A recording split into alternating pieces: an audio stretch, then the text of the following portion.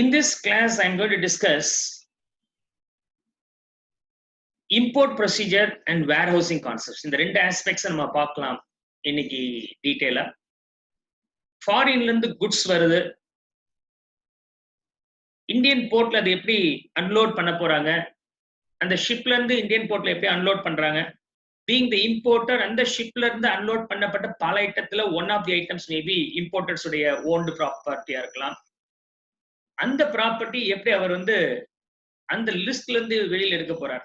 So these are the aspects we are going to discuss.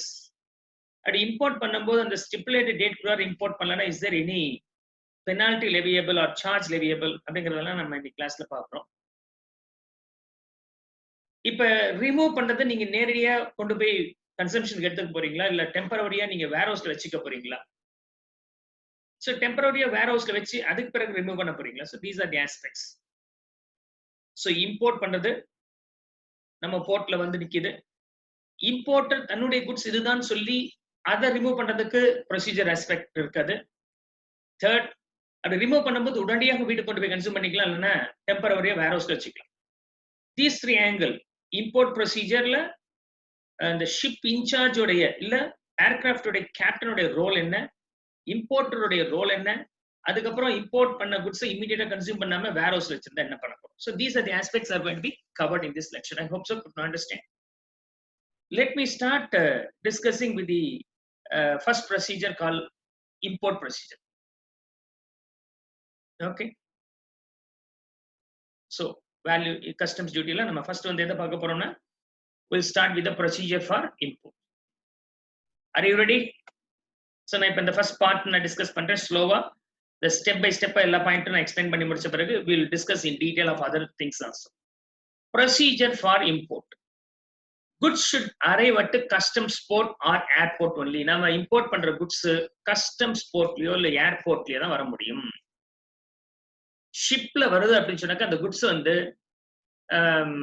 எங்க board நம்ம designate பண்ணி இருக்கிறோமோ அந்த போர்ட்டை தான் அன்லோட் பண்ண முடியும். வேற எங்கேயும் நீங்க அன்லோட் பண்ணக்கூடாது.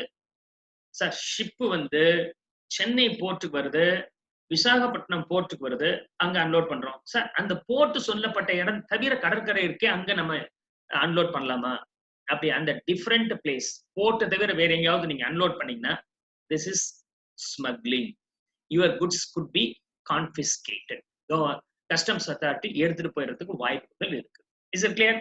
So it's very important point that goods should arrive at customs port or airport only, not other than these places. இதான் first procedure.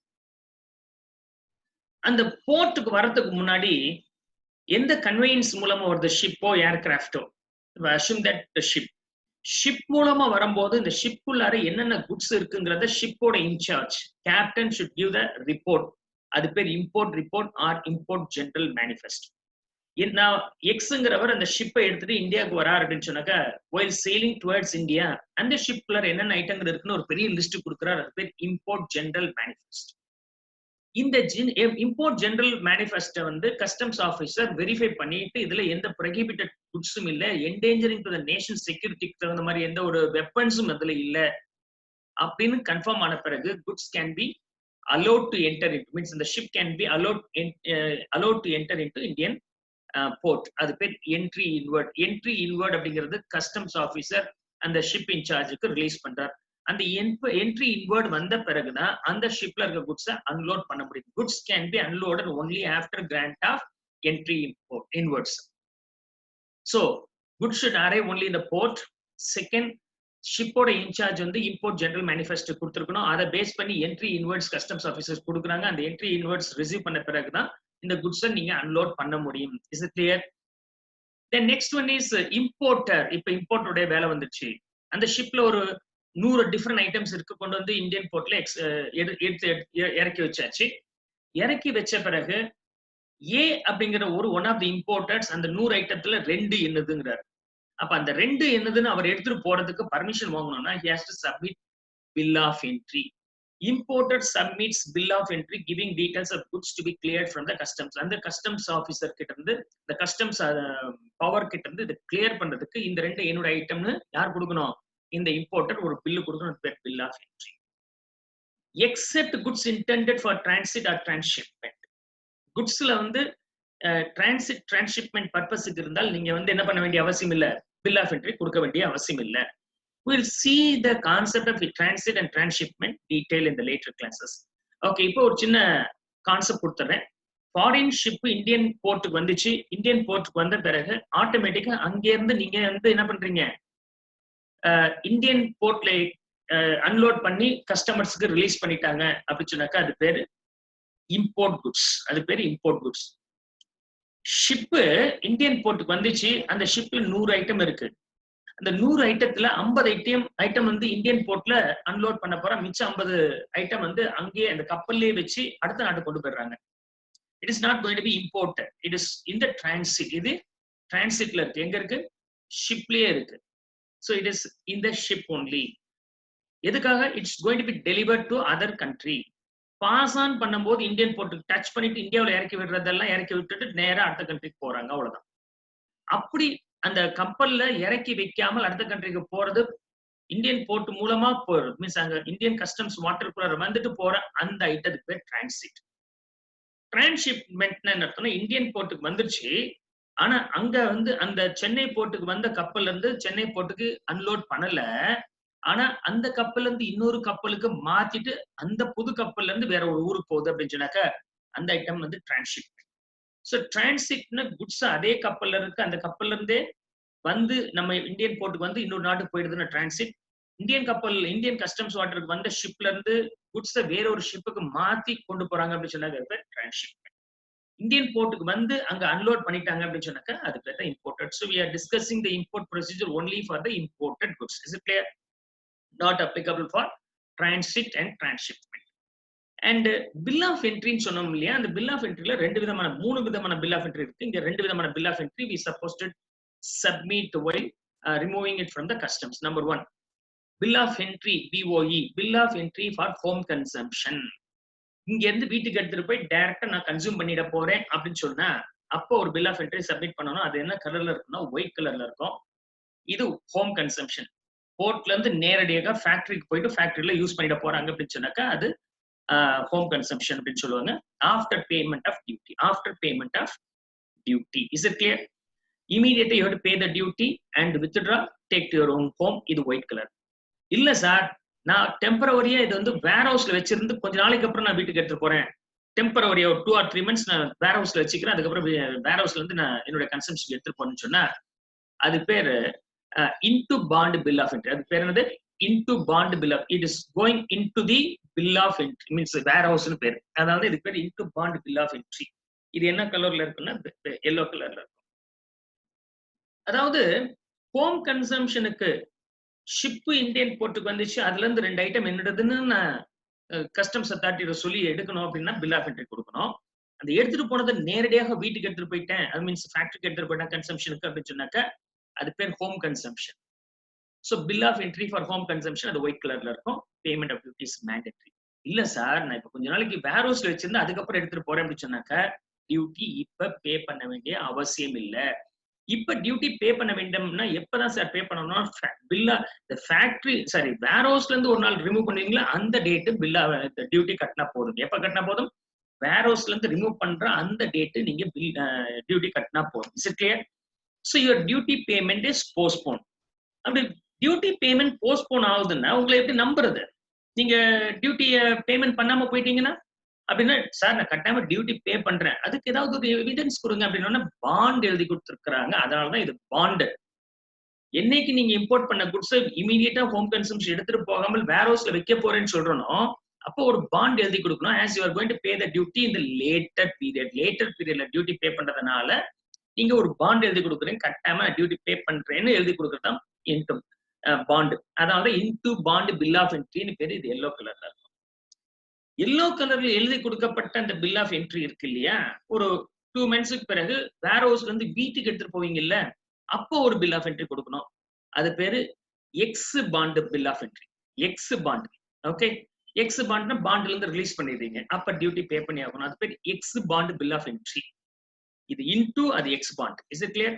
Into bond ex bond bill of entry 2 இருக்கு. நேரடியாக வீட்டுக்கு வரும்போது அது ஹோம் கன்சம்ஷன் ஒயிட் கலர்ல fill பண்ணி கொடுத்துருவீங்க. Warehouse போயிட்டு கொஞ்ச நாளைக்கு அப்புறம் வீட்டுக்கு எடுத்து போறீங்க, மீன்ஸ் ஃபேக்டரிக்கு எடுத்து போறீங்கன்னா வேர்ஹவுஸ் போகும்போது into bond of bill of entry, வேர்ஹவுஸ்ல இருந்து கன்சம்ஷன் எடுத்துட்டு போகும்போது ex bond bill of entry you have to submit. Into bond என்ன கலர்ல அந்த பாண்ட் இருக்கும் அப்படின்னு சொன்னாங்க, அந்த form bill of entry form எப்படி இருக்கும்னா எல்லோ கலர்ல இருக்கும். அதே சமயத்துல நீங்க வேர்ஹவுஸ்ல இருந்து ஃபேக்டரிக்கு ரிலீஸ் பண்ணும்போது கிரீன் கலர்ல இருக்கும். சிக்னலோட ஞாபகம் வச்சுங்க. எல்லோன்னு என்ன அர்த்தம்? ரெடி. கிரீன் என்ன அர்த்தம்? கோ. So எல்லோனா ready, you are waiting, you cannot immediately transferன்னு பேர். Is it clear? I hope so could understand. So into bond bill of entryங்கும் போது ready set go, like ready அப்படிங்கிறது எல்லோ. எல்லோ கலர்ல signal இருந்தா என்ன அர்த்தம்? வெயிட் பண்ணுங்க. கிரீன் கலர்ல இருந்தா போகலான்னு அர்த்தம். சோ அப்படின்னா எல்லோ கலர் வந்து இன்டு பாண்ட் நீங்க எடுக்கல, அங்கிருந்து நீங்க வீட்டுக்கு எடுத்துட்டு போறீங்களா, அது பேரு green. So into bond ex bond. So இப்ப பில் ஆஃப் என்ட்ரில 3 விதங்கள் பார்த்தோம். ஒன்னு white colour bill of entry which is for home consumption, deliver goods from the bond means customs to factory immediately. Bill of entry for warehousing, into bond bill of entry வரும்போது customs கிட்ட இருந்து warehouse போகுது, வேர்ஹவுஸ்ல இருந்து ஃபேக்டரிக்கு போறதுக்கு ஒரு bill of entry, அது ex bond bill of entry. Into bond yellow colour, ex bond bill of entry வந்து yellow colour. Is it clear? I hope so. இப்போ நான் அண்டர்ஸ்டாண்ட். நீங்க இப்போதைக்கு கஸ்டம்ஸ்ல இருந்து வெளியே எடுக்கிறதுக்கு you have to submit one of these two bill of entry. White bill of entry கொடுத்தீங்கன்னா இமீடியட்டா you have to make the payment of duty. Then goods are assessed for payment duty. அந்த goods எல்லாம் கரெக்டா இருக்கா இல்லையான்னு proper officer will assess and duty எல்லாம் எவ்வளவு இருக்குங்கிறது உங்கள்கிட்ட சொல்லிடுவார். Now it's your duty to pay the duty. Imported pay duty. இப்போ இம்போர்ட்டட் டியூட்டி பே பண்ற if clearances for home consumption and warehousing and the execute bond எழுதி கொடுத்துறாரு. Is it clear? Then இதெல்லாம் verify பண்ண பிறகு, இந்த பாண்ட் எழுதி கொடுத்ததை பார்த்த பிறகு, ஓகே பாண்ட் எழுதி கொடுத்துருக்காரு, டியூட்டி பே பண்ணியாச்சு, இனிமேல் ஒன்றும் ப்ராப்ளம் இல்லை, நீங்க குட்ஸ் எடுத்துட்டு போகலாம்னு கஸ்டம்ஸ் ஆபீசர் உங்களுக்கு பர்மிஷன் கொடுக்கணும் இல்லையா, அது பேர் out of customs charge order. Out of customs charge order. Charge under சார்ஜ்னு அர்த்தம், அவருடைய கண்ட்ரோல்ல இருக்குன்னு அர்த்தம். யாருடைய கண்ட்ரோல்ல? Charge.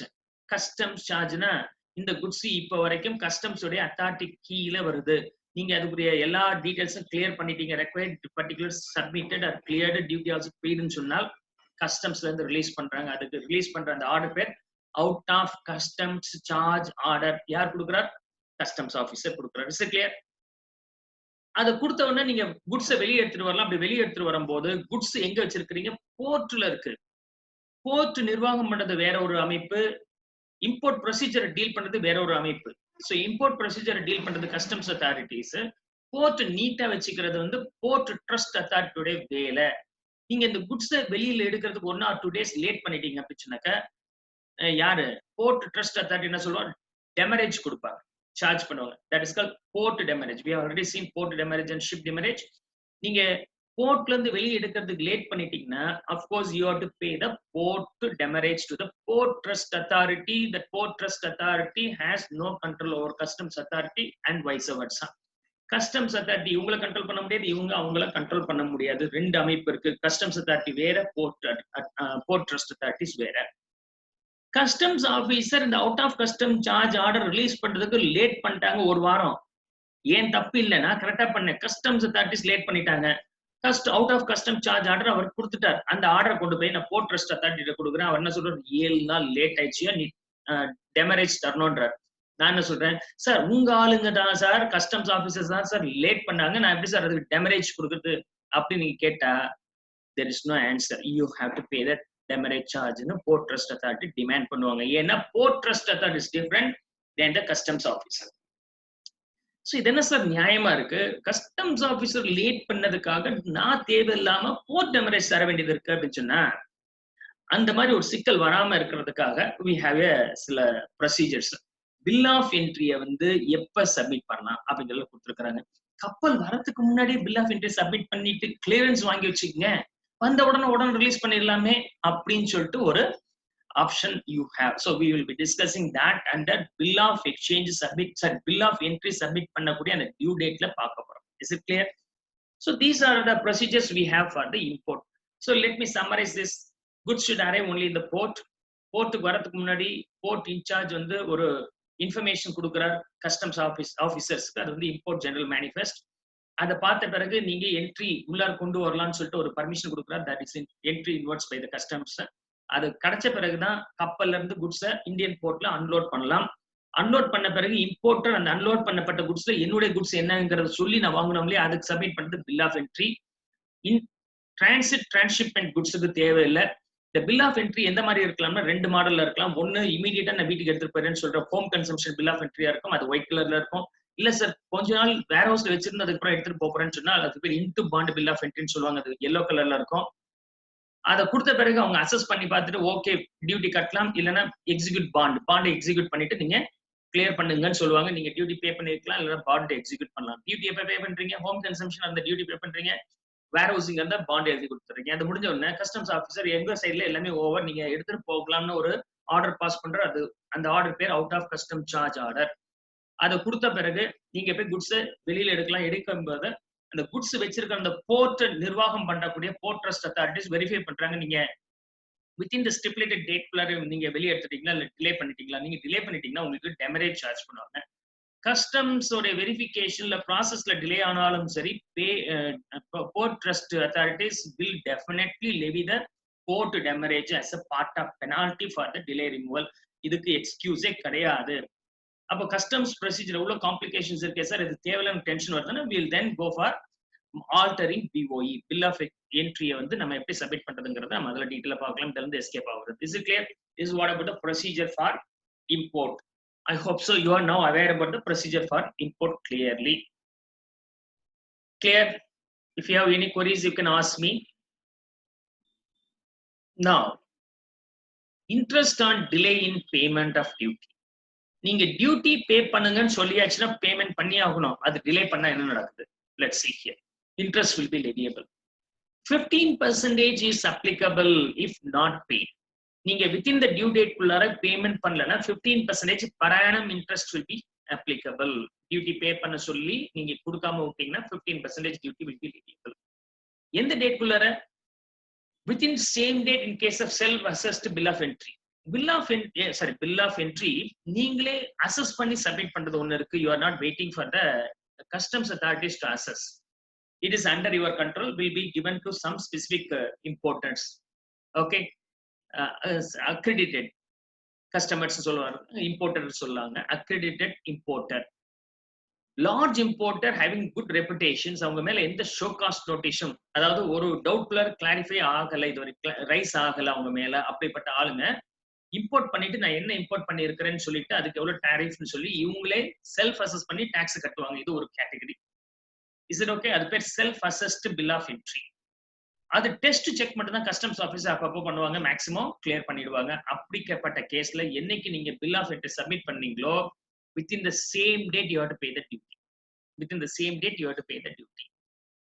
One day after the return of bill of entry in case of reassessment or provisional assessment, reassessment இல்ல provisional assessment நடந்துச்சு அப்படின்னு சொன்னாக்க என்னைக்கு அசஸ்மெண்ட் நடக்குதோ அதுக்கு மறுநாள் நீங்க பேமெண்ட் பண்ணிருக்கணும். அப்படி பண்ணலன்னா for each and every one day 15% per annum பேசிஸ்ல நீங்க இன்ட்ரெஸ்ட் கொடுக்கணும். ஸோ ரெண்டு கண்டிஷன். செல்ஃப் அசஸ்டா இருந்தாலும் என்னைக்கு பில் ஆஃப் என்ட்ரி கொடுத்தீங்களா, self assessed bill of entry கொடுத்தீங்களா அதே ரேட்ல கொடுக்கணும். அப்ப 15% டிலே பண்ண 15%. ரீஅசஸ்மெண்ட் ஆர் ப்ரொவிஷனல் அசஸ்மெண்ட் ஆக இருந்தால் எந்த டேட்ல பண்ணீங்களோ அதுக்கு மறுநாளுக்குள்ளார நீங்க பேமெண்ட் பண்ணலாம், இல்லைன்னா ஆட்டோமேட்டிக்கா interest will be leviable. I hope so you could now understand interest on delay in payment of duty. We'll see an illustration. அந்த டேஸ்ல வந்து எக்ஸ்க்ளூடிங் எனி ஹாலிடேஸ், ஏதாவது ஹாலிடேஸ் இருந்தால் நம்ம எக்ஸ்க்ளூட் பண்ணணும். ஓகே, இப்ப சப்போஸ் நீங்க வந்து ஃப்ரைடேக்குள்ளார கொடுக்கணும்ன்றோம், ஃப்ரைடே என்னால கொடுக்க முடியல, சாட்டர்டே சண்டே ஆயிடுச்சு, அப்ப சாட்டர்டே சண்டே ஹாலிடே, அப்ப நீங்க அன்னைக்கு கொடுக்கல அப்படின்னு சொன்னாக்க ஒன்றும் ப்ராப்ளம் இல்லை. That Saturday Sunday will be excluded. Interest will be calculated inclusive of the due date and then payment date. ரெண்டு டேட்டும் 3ஆம் தேதி ஜனவரி 3 நீங்க கொடுக்கணும், நீங்க ஜனவரி 4 கொடுத்துட்டீங்க அப்படின்னு சொன்னாக்க 1 day delay. So 3ஆம் தேதி கணக்குல எடுத்துக்கணும், 4ஆம் தேதி கணக்குல எடுத்துக்கணும். So 2 days like that's how you have to consider here. இந்த illustration உங்களுக்கு பாத்தீங்கன்னா உங்களுக்கு கிளாரிட்டி கிடைக்கும். A bill of entry was presented on 4th August 2019. The vessel carrying goods arrived on 11th August 2019. Okay. So 4th August 2019 la a bill of entry was presented. Present பண்ணியாச்சு 4th August. The vessel carrying goods arrived on 11th August 2019. 11th August தான் நமக்கு வந்து vessels உள்ளார வருது. Entry inward was granted on 13th August 2017. இந்தியாவுக்குள்ளார Indian போர்ட்டுக்குள்ளார வரலான்னு சொன்ன date வந்து 13th August. ஏற்கனவே சொன்னேன் பில் ஆஃப் என்ட்ரி வந்து இம்போர்ட்டர் சப்மிட் பண்றதுன்னு சொன்னேன். இம்போர்ட்டர் சப்மிட் பண்றது கப்பல் வரதுக்கு முன்னாடி சப்மிட் பண்ணலாம். ஏன்னா அந்த ப்ராசஸ் டைம் டிலே ஆச்சுன்னா unwanted delay of the customs leads to the delivery of the goods late or releasing the goods from the customs வந்து லேட் ஆயிடும். அப்படி லேட் ஆச்சுன்னா port trust authority will levy the demurrages. தேவையில்லாம tension வருங்கிறதுனால நீங்க கப்பல் வந்து சேரதுக்கு முன்னாடியே நீங்க வந்து பில் ஆஃப் என்ட்ரி கொடுத்துடலாம். அதிகபட்சமா 30 நாள் in advance, 30 days in advance you can give that. Is it clear? So அந்த மாதிரி கேஸ்ல வந்து 11th August வந்து வெசல் வருது. வெசல் வந்தோடனே இதுக்குள்ள என்ன இருக்குன்னு சப்மிஷன் கொடுத்துருப்பாரு, இம்போர்ட் மேனிஃபெஸ்ட். அதை படிச்சு பார்த்துட்டு கஸ்டம்ஸ் ஆபீசர் ஓகே நீங்க வந்து உள்ளார கொண்டு வரலாம்னு சொல்லி இருக்கிறாங்க. அது சொன்ன டேட் 13th August 2017. அந்த 13th August 2017 cut off date. அந்த டேட்ல நீங்க கொடுத்துருக்கணும். அண்ட் அந்த bill of entry was assessed on the date. அந்த டேட்லயே அசஸும் பண்ணிட்டாங்க. And was also written to the importer for payment of duty on the date. 13th August 2017 the goods உள்ளார வரலான்னு கிராண்ட் பண்ணாங்க. அதே டேட்ல இம்போர்ட்டர் சப்மிட் பண்ண பில் ஆஃப் என்ட்ரி வெரிஃபை பண்ணி அதுக்கு டியூட்டி கட்டுன்னு சொல்லியாச்சு. என்னைக்கு? 13th August. The duty amounting to ₹5 lakhs was paid by the importer on 22nd August 2017. இப்போ என்ன கொடுத்துருக்காங்க? 22nd August 2017 அன்னைக்கு தான் அந்த பேமெண்ட்டே பண்றாங்க 5 lakhs. Calculate the amount of interest payable under section 47 class 2 அப்படின்னு சொல்லிட்டாங்க. இப்போ இன்ட்ரெஸ்ட் கால்குலேட் பண்ணோம். எத்தனை நாள் டிலே இருக்கு? Come on, calculate the number of days delay. எத்தனை நாள் டிலே அப்படிங்கறத நீங்க இப்ப கால்குலேட் பண்ணணும். 13th August 2017 ல இருந்து 22nd August 2017 வரைக்கும் எத்தனை நாள் இருக்கு? Come on, make it faster. Let's see the date calculation. அந்த date calculation, delay date calculations பார்க்கலாம். எந்த டேட் சேர்த்துக்கணும்? 13th August சேர்க்கணும். என்னைக்கு பே பண்றான்? 22nd August பே பண்றான். அந்த டேட்டும் ஆட் பண்ணி ஆகணும். So 13, 14, 15, 16, 17, 18, 19, 20, 21, 22. 22. So it is inclusive of 13th August as well as 22nd August. ரெண்டு இன்க்ளூட் பண்ணும்போது நமக்கு 10 days இருக்கு. எத்தனை நாள் இருக்கு? 10 days இருக்கு. You can verify your answers now. 10 days we have. அதுல ஏதாவது ஹாலிடே இருந்தால் எக்ஸ்க்ளூட் பண்ணணும்னு சொல்லி இருக்காங்க. இப்ப லாஸ்ட் பேராகிராஃப் இதுல பாருங்க. calculate the amount of interest payable under section 47 class 2 of the Customs Act 1962 given that there were 4 holidays during the period from 14th August to 22nd August. 4 days இருக்கு. நமக்கு மொத்தம் 10 days வந்துச்சு. அதுல எத்தனை நாள் remove பண்ணிக்கலாம்? 4 days ரிமூவ் பண்ணிக்கலாம். அப்ப 6 days will be the late. For that you have to pay the interest. Is it clear? I hope so. Could not understand the calculations here. So 5 lakhs into 15% into 10 days minus 4 days for leave, அப்படின்னா 6 days. அப்ப 5 lakhs into 15% for 6 days, 6 by 365 போட்டீங்கன்னா உங்களுக்கு 1233 you will be getting. That is the correct answer. Section 46 deals with the time limit for filing bill of entry by an importer upon arrival of goods. Entry inward அப்படிங்கிறது customs authority கொடுக்குற document. Ship incharge கொடுக்குற document, ship இந்தியாவுக்குள்ள வரதுக்குள்ளார கொடுக்குற document import manifest. அதை படிச்சு பார்த்துட்டு இதுல ஒன்னும் prohibited goods இல்லை, என்டேஞ்சரிங் இந்தியன் கவர்மெண்ட்டுக்கு, இந்தியன் சவர்னிட்டிக்கு எந்த ஒரு டேஞ்சரும் கிரியேட் பண்ற வெப்பன்ஸ் அதுல இல்லைன்னு சொன்ன உடனே customs officers will allow them to come into India. That is called entry inward. Entry inward வந்த பிறகுதான் ஷிப்ல இருந்து அந்த குட்ஸை இந்தியன் போர்ட்ல அன்லோட் பண்ணலாம். இம்போர்ட்டர் இந்த இம்போர்ட் பண்ணப்பட்ட அன்லோட் பண்ணப்பட்ட குட்ஸ்ல என்னுடையது என்னவோ அது நான் எடுக்கிறதுக்காக கொடுக்குற டாக்குமெண்ட் வந்து பில் ஆஃப் என்ட்ரி. இந்த பில் ஆஃப் என்ட்ரி என்னைக்குள்ளார கொடுக்கணும்? ஏன்னா பில் ஆஃப் என்ட்ரி வெரிஃபை பண்ணி டாக்ஸ் பே பண்ணுன்னு சொல்ற கால்குலேஷன்ஸ் ஒர்க் எல்லாம் கொஞ்சம் அஃப்கோர்ஸ் டைம் கன்சூமிங். இது டிலே ஆச்சு அப்படின்னு சொன்னாக்க நீங்க குட்ஸ் அங்கிருந்து எடுக்கிறது டிலே ஆச்சுன்னா ஆட்டோமேட்டிக்கா port trust authorities will levy the டியூட்டின்னு சொன்னோம். டெமரேஜ் சார்ஜ் பண்ணுவாங்கன்னு சொன்னேன். அது பேர் போர்ட் டெமரேஜ். ஷிப்ல இருந்து வெளியில எடுக்கிறது லேட் ஆச்சுன்னா ஷிப் டெமரேஜ். போர்ட்ல இருந்து வெளியே எடுக்கிறதுக்கு கொடுக்குற டாக்ஸ் பேரு, டியூட்டி பேரு, மீன்ஸ் பெனால்டி பேரு port demurrage. Port demurrage will be leviable. இந்த ஹார்ட்ஷிப்பை ரிமூவ் பண்றதுக்காக பில் ஆஃப் என்ட்ரி என்னைக்குள்ளார சப்மிட் பண்ணலாம்னா அந்த டைம் லிமிட் இங்க கொடுத்துருக்காங்க. Let's see. Before the end of the next day of the following day excluding the holiday on arrival. Ship வந்த அந்த நாளுடைய மறுநாளுக்குள்ளார நீங்க கொடுத்தா போதும். 5th January வந்துச்சுன்னா 6th Januaryக்குள்ளார நீங்க பில் ஆஃப் என்ட்ரி சப்மிட் பண்ணிக்கலாம். அதான் கட் ஆஃப் டேட். இது later date, earlier date, but can be submitted at any time not exceeding 30 days prior to the date of arrival. 5th January ship வந்துச்சுன்னா அதுக்கு 30 நாளைக்கு முன்னாடி December 6 calculate பண்ணுங்க exact date. December 6 or 7க்குள்ளாரே நீங்க submit பண்ணிருக்கலாம். 30 days prior to the date of arrival. அப்படின்னா ship வரதுக்குள்ளாரே process முடிச்சு வைங்க. கஸ்டம்ஸ் ப்ராசஸ் எல்லாம் நீங்க முடிச்சு வச்சுட்டீங்க, உங்களுக்கு டென்ஷன் ஃப்ரீயா இருக்கும். That is the case. So the time limit for filing of bill of entry is ship வந்த பிறகு ஒரு நாள், வரதுக்கு முன்னாடி 30 நாளைக்குள்ளார நீங்க சப்மிட் பண்ணிருக்கலாம். ரைட். இப்ப நான் என்ன பண்ணிருக்கிறேன்னா, ஜனவரி 1 அன்னைக்கு ஷிப் என்னைக்கு வரும்னு கேட்கிறேன். 25th January வரும்னு சொல்லிட்டான். ஓகே 25th January தானே அப்படின்னு சொல்லிட்டு நான் இன்னைக்கு 1st January அன்னைக்கு என்னுடைய பில் ஆஃப் என்ட்ரி சப்மிட் பண்ணிட்டேன். ஷிப் 25th January வரும். So within 30 days I can submit. 30 days prior to the arrival date குள்ள நான் சப்மிட் பண்ணலாம். நான் சப்மிட் பண்ணிட்டேன். ஏன் நேரத்துக்கு because of cyclone the ship held in the high sea itself not released. அங்கே பிளாக் பண்ணிட்டாங்க, ஷிப்பே வரல. நான் மாட்டினேன். அப்ப இப்ப திரும்ப போன் பண்ணி கேட்டா எப்ப ஷிப் வரும் அப்படின்னு சொன்னாக்கா sir delayed because of the cyclone, அதனால 20th February தான் வரும்ட்டார். இப்ப நான் சப்மிட் பண்ண பில் ஆஃப் என்ட்ரி என்ன ஆயிடும், 30 days தான் ப்ரையர். இப்ப வந்து 20th February சொன்னா நான் January 1st ஆல்மோஸ்ட் 51 days ஆயிடுது. Of course the bill of entry what you have submitted on expectation that the ship will come within 25 days இருக்கு இல்லையா, 25 நாள்ல வந்துரும் சொல்லி சப்மிட் பண்ணீங்களே, அந்த bill of entry expire ஆயிடும். You have to resubmit a fresh bill of entry. You have to resubmit the fresh bill of entry. I hope so you can understand.